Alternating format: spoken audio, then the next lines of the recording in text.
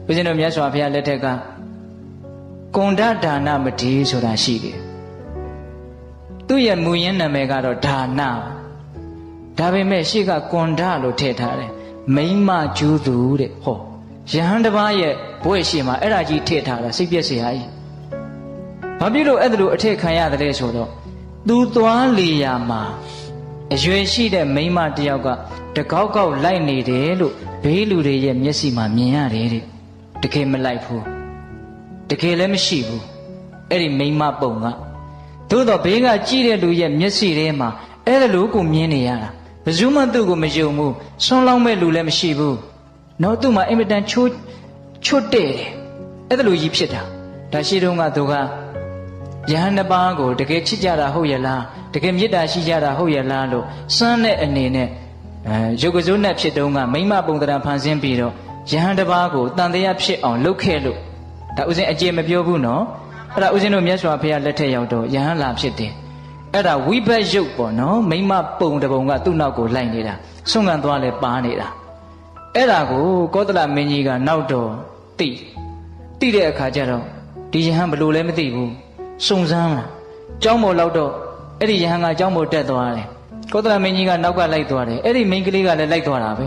ကျောင်းပေါ်ရောက်တော့အဲ့ဒီမိန်းကလေးကမရှိဘူး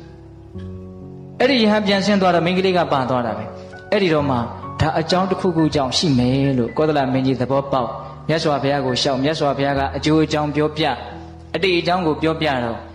အရှင်ဘုရားဒီလိုဆိုရင်အရှင်ဘုရားကိုဘယ်သူကကြည်ညိုမှာလဲတပည့်တော်ဆွန်းကွန်းဝေယဝိဆပစ္စည်းလေးပါးဒါယကခံတယ်ဆိုပြီးတော့နောက်တော့ယဟန္တာဖြစ်တယ်အဲ့ဒီမထေရကိုအကြောင်းပြုပြီးတော့ပြောတဲ့စကားလေးတော်တော်မှတ်သားစရာကောင်းတယ်အဲ့ဒီယဟန်ကအဲ့ဒါလိုမိမပုံရိပ်ကနောက်ကလိုက်နေတာဆိုတော့ယဟန်တွေကသူ့ကိုတကယ်လဲအမြင်ကတ်တယ်ပြောင်းလဲပြောင်းခြင်းတယ်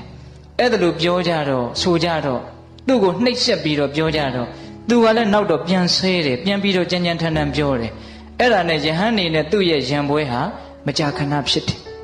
အဲ့ဒီမှာမြတ်စွာဘုရားကနောက်တော့မြတ်စွာဘုရားရဲ့နားတော်ပေါက်ကြားတော့အဲ့ဒီယဟန်တော်ကိုခေါ်ပြီးတော့ချစ်သားဘာပြုလို့ကြမ်းထမ်းတဲ့စကားတွေပြောတာကိုကြမ်းထမ်းတဲ့စကားတွေနဲ့ပြန်တုံ့ပြန်ရတယ်လေမတုံ့ပြန်နဲ့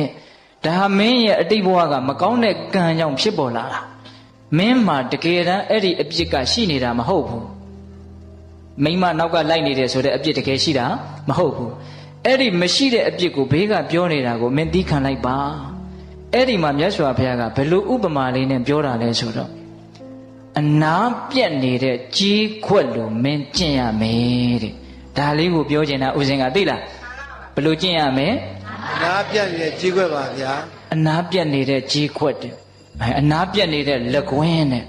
ဆိုကြပါစို့ဥစဉ်တို့တိုးတွေမှာတော့ရှိသေးတယ်အခုတခါကြီးတို့ဒီမှာတော့တချို့သိပ်မရှိတော့ဘူးကြီးပလားလေးတွေရှိတယ်လေကြီးပလားနဲ့ရေတောက်လို့ရှိရင်အန္တရာယ်ကင်းတယ်လို့ယောဂကင်းတယ်လို့ယူဆရှိတယ်လေဦးဇင်းတို့ငယ်ငယ်တုန်းကဆိုရင်အဲ့ဒီကြီးပလားလေးကိုလက်ဖွားပေါ်တင်အဖေတို့အမေတို့မရှိတဲ့အခါမှာဒန်းဆိုခောက်လိုက်ရင်အတန်လေးကတော်တော်နဲ့မတိတ်တော့အဲ့ဒါလေးကိုခဏတိုင်းခောက်ကြည့်အဲ့ဒီကြီးပလားလေးကလွတ်ကြလို့မြတ်အနာကပြက်ပြီးတော့ကွဲသွားပြီဆိုရင်ဒန်းလို့ခောက်လိုက်ရင်ဒန်းလို့အတန်ဆွဲပြီးတော့မမြည်တော့ဘူး that's ပြီးသွားအတန်ကရေရှည်မလာတော့အဲ့တော့အနာပြတ်တဲ့ကြီးခွက်လို့ကျင့်ရမယ်ဆိုတာအဲ့ဒါပြောတာတစုံတယောက်ကပြောလိုက်လို့စိတ်ကတိုးလိုက်တယ်ကဲခဏတော့တိုးလိုက်ပေါ့တိုးပြီးတော့အဲ့ဒါကိုပြန်စဉ်းစားပြီးတော့ညလည်းမပြီးနိုင်နောက်နေ့လည်းမပြီးနိုင်နောက်လလည်းမပြီးနိုင်အိုးကြီးပလားလက်နဲ့တောက်လိုက်တယ်လို့ဒန်းဆိုတဲ့အတန်ကအမြင်ကိုမပြတ်တော့ဘူးဒကမာကြီးတွေစိတ်ထဲမှာအဲ့ဒါလို့အမြင်မပြတ်တဲ့ဒေါသခံစားချက်တွေရှိလားရှိတာပေါ့ဥစဉ်တို့လည်းရှိတာပေါ့ဟုတ်လားဘလို့ဖြစ်နေတာတော့ကြီးပလားကလက်လက်ဆက်ဆက်ကြီးကိုဗျဟုတ်လားအနာမပြတ်သေးဘူးဒဏ်ရာတောင်မရသေးဘူးဟုတ်လားမြတ်စွာဘုရားကဘလို့ကျင့်ရမှာတဲ့တော့အနာပြတ်နေတဲ့ကြီးပလားလို့ကျင့်ရမေးတဲ့တစုံတယောက်ကကိုယ့်ကိုထိထိခိုက်ခိုက်မဟုတ်ဖဲနဲ့လာပြောလာရင်ပုထုဇဉ်တဘာဝစိတ်တော်တူမှာပေါ့သို့တော့အဲ့ဒါကြီးကိုတာရှည်ကြီးတူမနေနဲ့ဘာအကျိုးရှိလို့လဲဟိုလူကပြောပြီးလို့မေ့သွားပြီကိုကဒီမှာအသက်ရှိနေအသက်ဖြစ်နေတယ်ဟုတ်လားအေးဒါကြောင့်မြတ်စွာဘုရားကပေးတတ်လိုက်တာနော်ဥပမာကိုဟုတ်လား